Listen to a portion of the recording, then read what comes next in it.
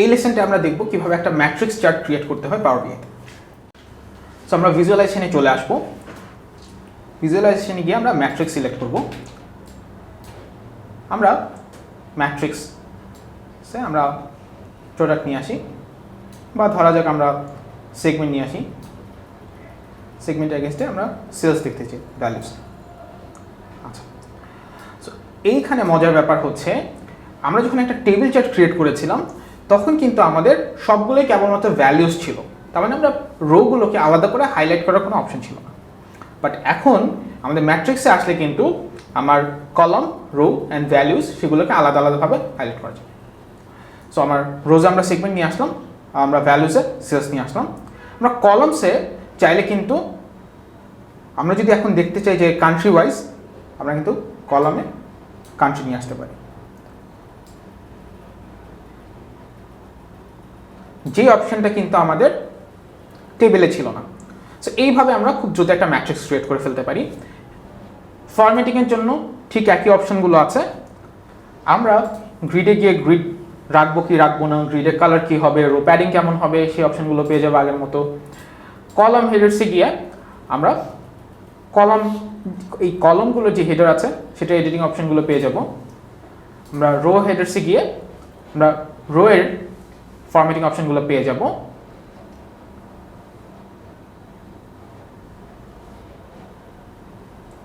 যেমন আমরা এখানে রো অ্যালাইনমেন্ট সেন্টার করে দিই, ভালো লাগছে না আমরা লেফট করে দিই, বা আমরা অটোতে। এইভাবে আমরা চাইলে কিন্তু আমাদের এই অ্যালাইনমেন্ট অপশনগুলো, রো এর বিভিন্ন অপশনগুলো আমরা চেঞ্জ করতে পারি রো হেডার্সের। তারপর ভ্যালুজের, সো ভ্যালুজে আগের মতো font colour, background colour, alternate font colour, alternate background colour. So এইভাবে অনেকগুলো অপশন আছে, আমরা চাইলে আমরা এখানে এক্সপ্লোর করতে পারি। আচ্ছা, তারপরে চলে আসে যে দুটি ইম্পর্টেন্ট জায়গায়, একটা হচ্ছে সাব টোটালস, একটা হচ্ছে গ্র্যান্ড টোটাল। ঠিক আছে, সো গ্র্যান্ড টোটালটা কি? বেসিক্যালি এই যে এক্স অ্যাক্সিস বরাবর বা ওয়াই অ্যাক্সিস বরাবর যে একদম নিচে বা ডানে যে আমার ওভারঅল টোটালটা থাকে সেটা হচ্ছে বেসিক্যালি আমার গ্র্যান্ড টোটাল। আর সাব টোটালটা কি?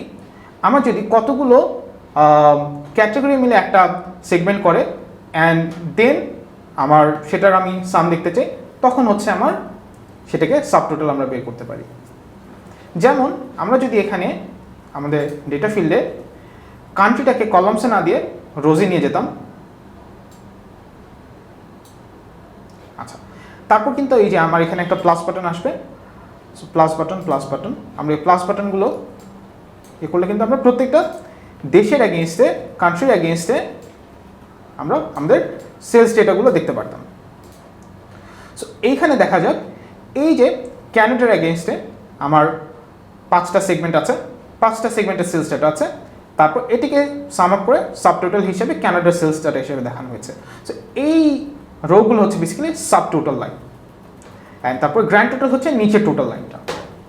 সো আমরা যদি সাবটোটাল লাইনটা এডিট করতে চাই, ফরম্যাট করতে চাই, তখন আমরা সাবটাইটেলস চলে আসবো। আমরা এই রো সাবটাইটেলগুলো রাখতে চাই কিনা, যদি রাখতে না চাই অফ করে দিব, রাখতে চাইলে অন করে দিব। তারপর রো সাবটোটাল লেভেলগুলো কি হবে, আমরা টোটাল ঠিক আছে। তারপর রো সাবটোটাল পজিশন, আমরা এই রো সাবটোটাল পজিশনকে আমরা টপে রাখতে চাই নাকি ভ্যালুগুলোর বটমে রাখতে চাই। আমরা যদি বটম দিয়ে দেখি কেমন চলে আসে। সো এখন এই যে ক্যানাডার নিচে প্রথমে সেগমেন্টগুলো চলে আসলো, তার নিচে টোটাল হিসেবে চলে আসলো।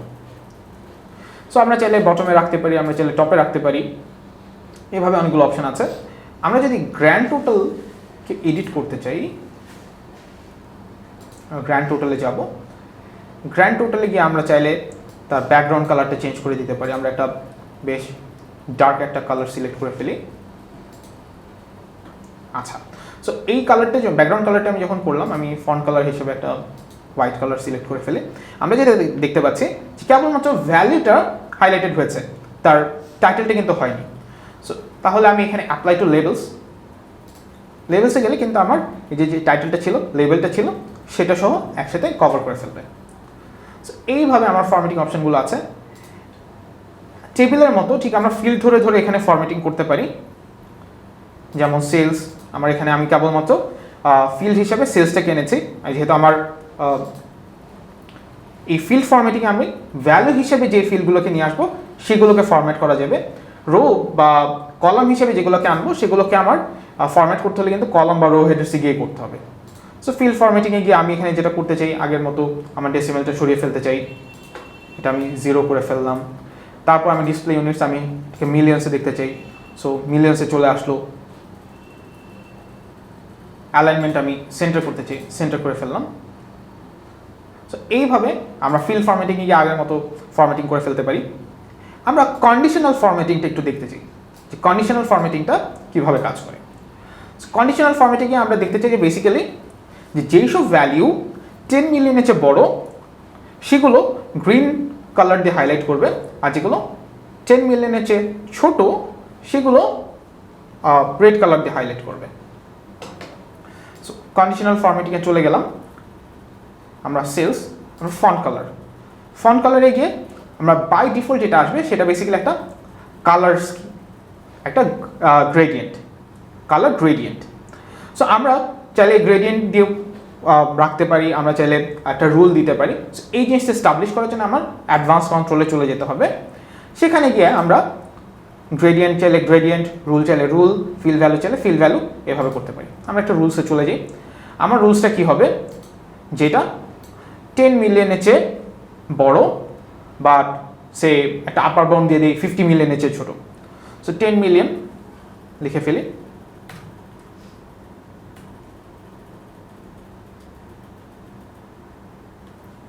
$10 million আর this greater equal to 10 million আর less than 50 million। জাস্ট আমার লজিকটাকে যাতে সেটা একটা রিজনেবল লজিক হয় সেটার জন্য আমরা একটা অনেক বড় একটা আপার বাউন্ড দিয়ে দিচ্ছি।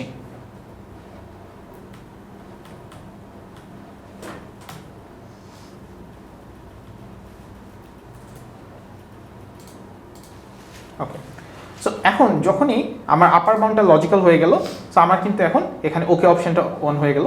আমরা কালারটা একটা গ্রিন কালার সিলেক্ট করে নিই। ওকে, সি আমাদের কিন্তু যে ভ্যালুগুলো 10 মিলিয়নের চেয়ে বড় আছে সেগুলো এরকম গ্রিন কালার দিয়ে হাইলাইটেড হয়ে গেছে। আমি একটু গ্রিড থেকে টেক্সট সাইজটা বড় করে ফেলি যাতে ইজিলি দেখা যায়। আচ্ছা, সো এখানে 11 মিলিয়ন সেটা হাইলাইটেড হয়ে গেছে, 12 মিলিয়ন সেটা হাইলাইটেড হয়ে গেছে। সো এইভাবে কিন্তু আমরা কন্ডিশনাল ফরম্যাটিংয়ে গিয়ে অ্যাডভান্স কন্ডিশনাল ফরম্যাটিং আন্ডারে অ্যাডভান্স কন্ট্রোলে গিয়ে যে কোনো ফিল্ডের আন্ডারে এভাবে একটা রুল সেট করতে পারি, গ্রেডিয়েন্ট সেট করে আমরা একটা কন্ডিশনাল ফরম্যাটিং দেখতে পারি। আমি যদি একটা নতুন রুল অ্যাড করতে চাই যে 10 মিলিয়নের চেয়ে যেগুলো ছোট হবে সেগুলো is greater equal to 0 and less equals to 10 million, দেন একটা রেড কালার দিয়ে শো করবে।